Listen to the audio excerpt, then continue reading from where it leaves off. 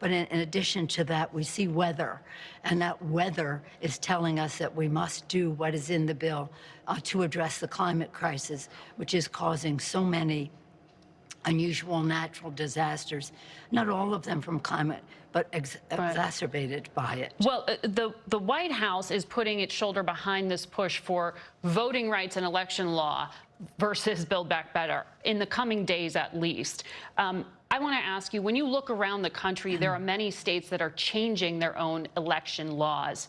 And it could increase the chance for partisan interference when it comes to certifying an election outcome. Have you thought about that scenario for these midterm races? Would you commit to seating an elected person if their election is not certified in the state that they are elected out of? I mean, regardless of the outcome, will you seat them? Well, first, let's get the bill passed. I think that the order of things is very appropriate. There's nothing more important for us to do than protect our Constitution and our democracy. What the Republicans are doing across the country is really a legislative continuation of what they did on January 6th, which is to undermine our democracy, to undermine the integrity of our elections, to undermine the voting power, which is the essence of a democracy.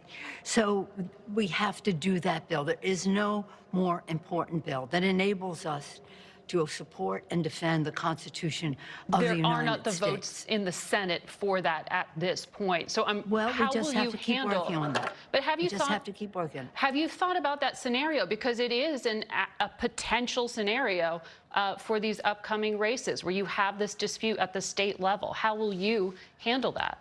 Well, it isn't a question of how we will handle something a year from now. What is important right now is how we protect and defend the Constitution and the voting rights. What they are doing, and you pointed out very clearly, and I thank you for that, that they are not only suppressing the vote,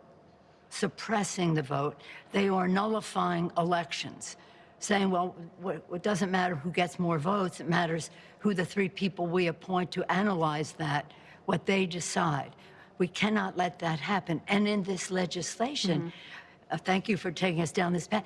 In this legislation, there are stiffened penalties for what they are doing to election officials, what they are doing and threatening elected officials. This is a very major threat on our democracy. This legislation is the most important, and we have to keep working in order to get the job done. Because it is as vital as any legislation we could ever pass.